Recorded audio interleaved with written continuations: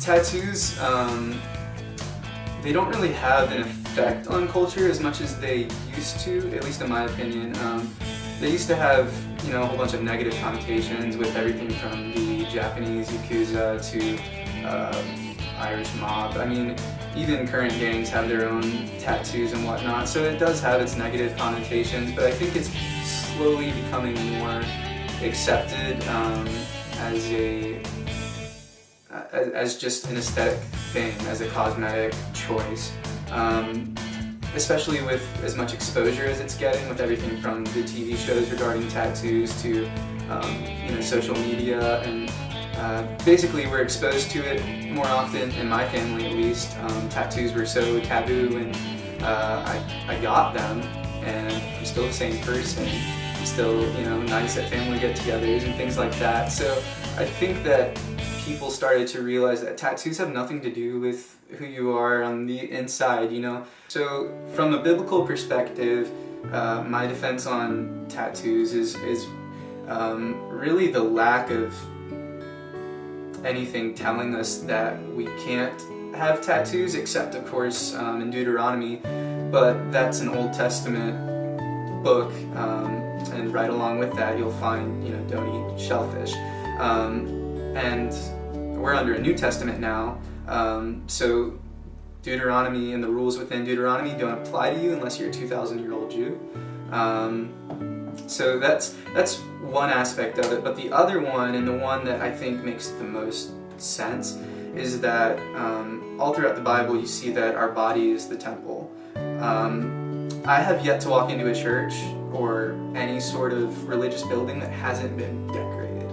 You know, everything from the outside to the inside, it's all decorated. It's stained glass, it's, you know, beautiful architecture, columns, etc. All of the aesthetics are there because they matter, because it's something that you are trying to show to people to appeal to them and get them to come inside the church and get to know the church a little bit better. And sometimes I feel like tattoos are like that. It's kind of like an invitation to start a conversation and get to know that person a little bit better. So if anything, tattoos have kind of enabled me to become more of a light and more of a witness, because my first tattoo that I got is a phoenix, and it's symbolic of my rebirth as a Christian.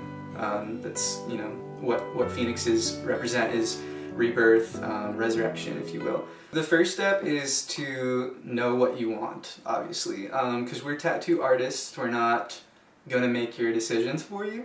So the first thing is obviously knowing what you want. You don't necessarily have to know where you want it, but it certainly helps. From there, you would want to pick out an artist that has a style that matches what you're going for, maybe what you had in your head, or even just somebody that looks like they're capable of doing what you want to do if it's something simple. Depending on how much work is involved, how much time, the complexity of the design, size, even the area of the body all plays a factor in the price. And of course, you know, the artist will also determine the total price, because some of our artists have been tattooing for 5 years, some of them have been tattooing for 20. So obviously that's gonna, you know, affect the rate as well.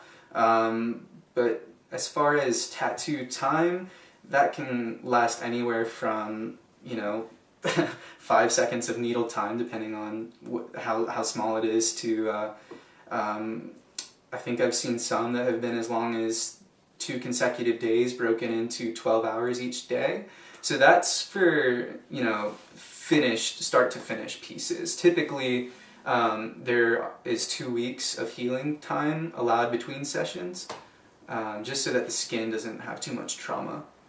I had somebody come in with his actual, like, vape mod, like a vaporizer, and he wanted his actual legit vape mod tattooed on his calf. That was probably one of the weirder requests. There are some other ones that I can't say, but yeah, there's quite a few interesting requests.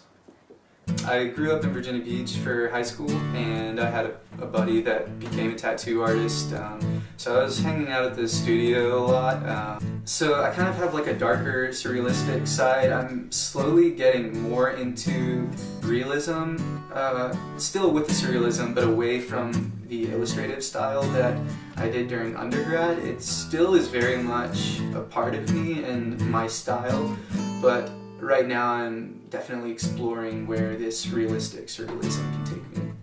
Surrealism, to me anyway, what I've taken away from surrealism is when you have a picture that's almost exactly correct, but something is off, something is fictional, something is otherworldly, while the rest of it is kind of mundane.